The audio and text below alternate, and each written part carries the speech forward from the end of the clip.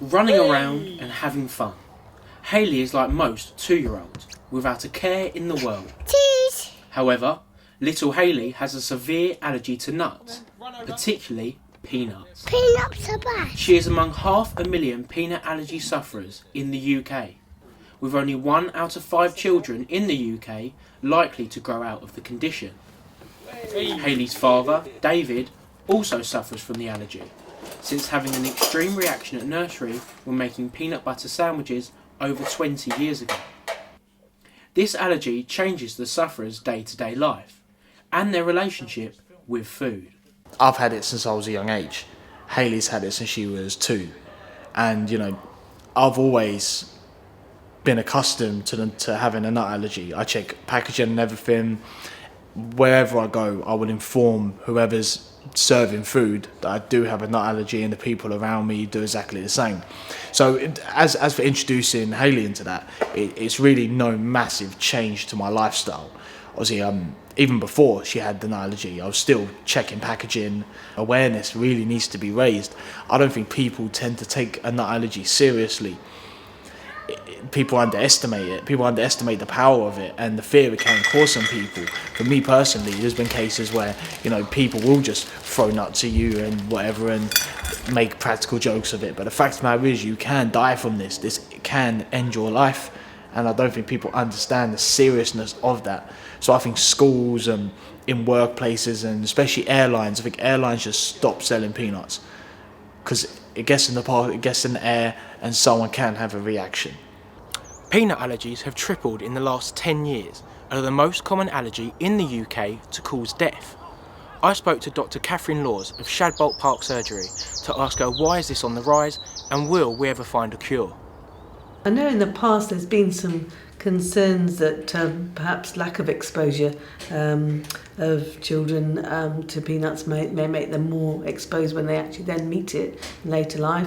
There's been some issues with regards to what pregnant women eat and use. At one point, a few years ago, there was some concern about a cream that women use to help get their breast ready for breastfeeding, and that had a nut base to it, and we thought maybe that might sensitise babies to peanuts. So I think people are more aware of it as well. And there's also a lot of different nut allergies. So some people think they have a peanut allergy and they may have some other kind of nut allergy. So I think that there's also a recognition that some exposure to certain things actually helps to reduce allergies. So sometimes I think we can be too clean and keep our kids too away from things, and then they don't develop natural resistance or exposure to these things. So yes, I think we're understanding the science of allergy, so I can't help but think that there will be a better cure. At the moment, all we're doing is treating the actual reaction and not preventing it. So, and maybe with the children, we can actually stop them ever getting so severe. As a peanut allergy sufferer myself, I have to be extremely careful when choosing what foods I eat, whether that be out going to a restaurant or at home in your own kitchen. I obviously know to avoid things like chocolate bars and different other confectionery products. However, if I look at this, Shreddy's wheat, a normal cereal that we'd be likely to have in our kitchen, it tells me all the different ingredients on the side. The different allergens are in bold, such as wheat and barley. However, at the bottom, there's a may contain traces of nuts, despite the ingredient saying that there is no nuts in this product. This is common in a lot of food packaging. So that leaves me with the question, what can I eat? It is important for peanut allergy sufferers to read the ingredients section on food packaging and also take note to the possible allergens usually highlighted. It is common for food packaging to say may contain traces of nuts, regardless if there are any nuts in the ingredients. Whilst this can be frustrating, it is advised to err a sensible amount of caution to these products. Peanut allergy sufferers should take caution when choosing what oils to cook with, different confectionery products like chocolate and biscuits, Chinese foods and cereals, among other food products. Maureen Jenkins, Director of Clinical Services at Allergy UK, told me how the rise in peanut allergies can be put down to the weakening of our immune systems, among other factors. Lots of vaccines protecting us from harmful diseases, so we're not exposed to a lot of the really serious diseases that our grandparents were.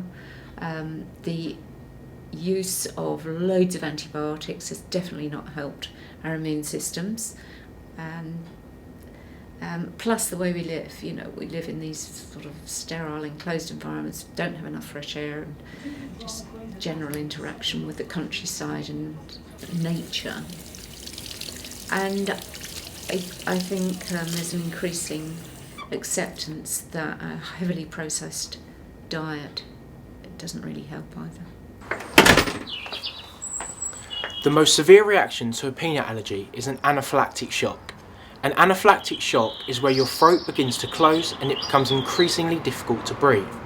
This is why little Hayley has to always make sure she leaves the house with one of these, an EpiPen. An EpiPen is designed to be inserted into the outer thigh and held there for 10 seconds. This releases adrenaline into the body. This little thing can save her life. Moira Austin of Anaphylaxis Campaign believes food labelling needs to be changed in order to help those with a peanut allergy understand what they can eat. It tends to be for nuts, things like cereals and confectionery products, where the manufacturer will have a run of products containing nuts. So, for example, a nutty chocolate. They then clean the machinery by pushing non-nutty chocolate through. They can't break it down and wash it. So there's quite a high risk that the first batches of non-nut chocolate that come out may possibly and likely to have small bits of nut in them. But it's true that there are a number of food companies that put these warnings on for no good reason, and that's not a responsible use of the warnings. Whilst progress is being made in the battle for clearer food packaging, we are still a long way from dealing with the rise of this life-threatening allergy. We don't like peanuts.